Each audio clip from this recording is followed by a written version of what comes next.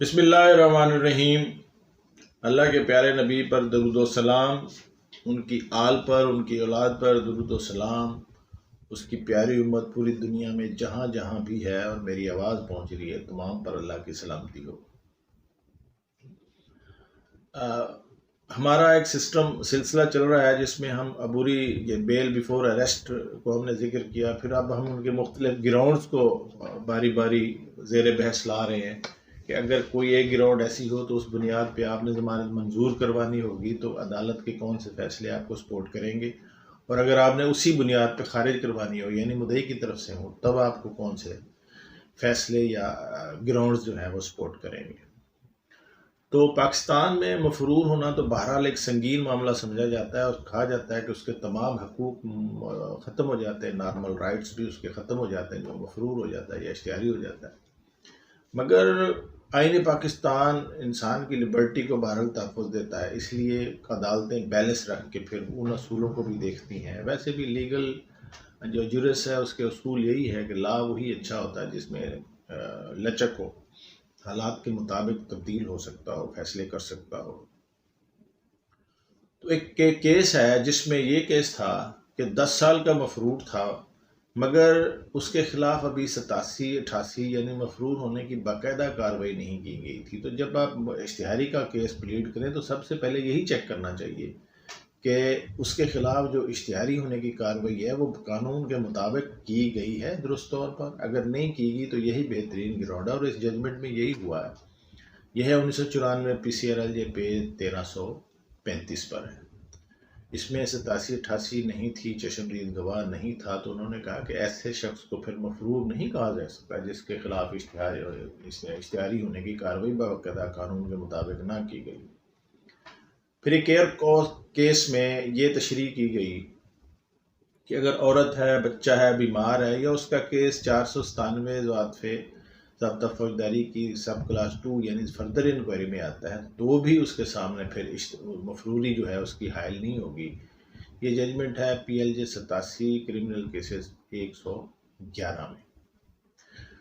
इसी जजमेंट में एक और बात भी की गई कि अगर ये इश्तिहारी होना जो मफरूरी है ये चंद दिन की हो और इसमें वजाहत भी हो तो फिर और मेरिट पे हकदार हो तो फिर भी इश्तिहारी होना नहीं देखा। यानी इश्तिहारी होना अगर आपके पास रीज़नेबल वजह मौजूद है, एक्सप्लेन करेंगे, मसलन आपको पता नहीं है, आप मुल्क से बाहर थे, आप किसी मुकदमे में गिरफ्तार थे, आप बीमार थे या ऐसे हालात थे जो आपके कंट्रोल में नहीं थे, तो फिर इश्तिहारी होना आपकी ज़मानत में रुकावट नहीं पैदा करेगा।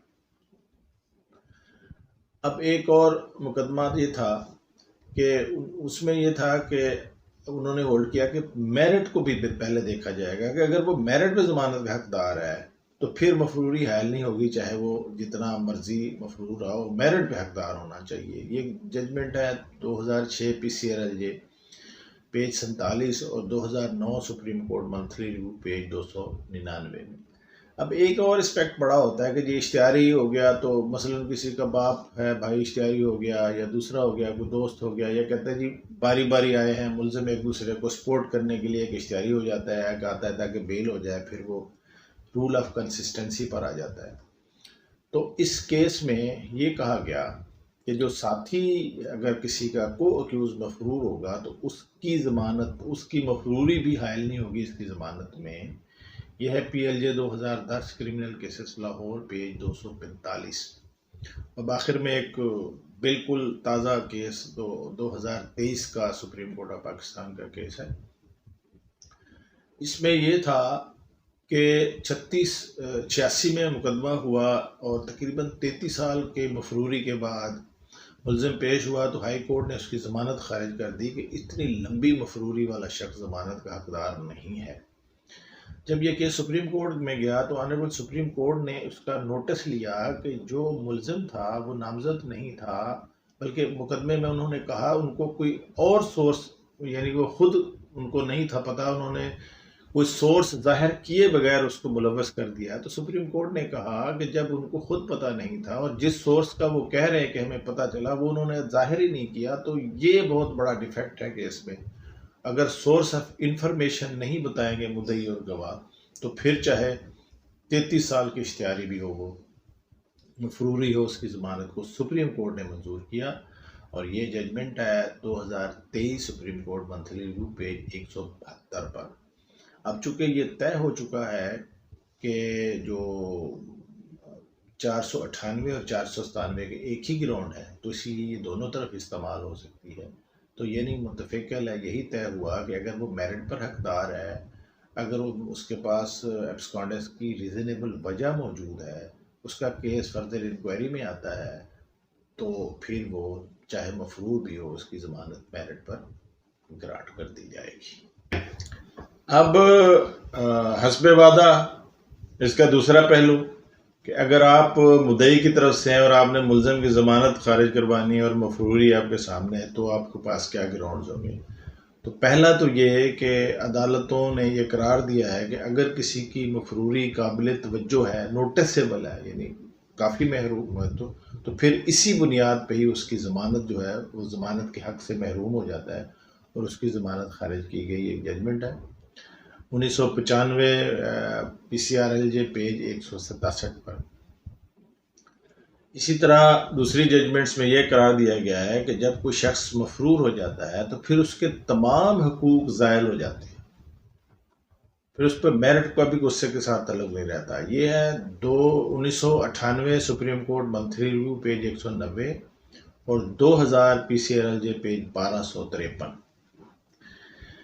अब और है कि जो मफरूर है उससे अगर कोई बरामदगी भी ना हुई हो तब भी उसको अदम बरामदगी का भी फ़ायदा नहीं मिलेगा।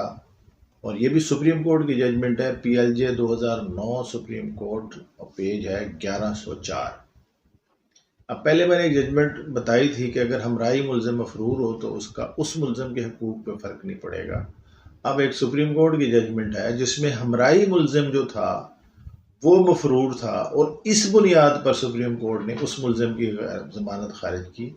यह है 2012 SCMR पेज 649।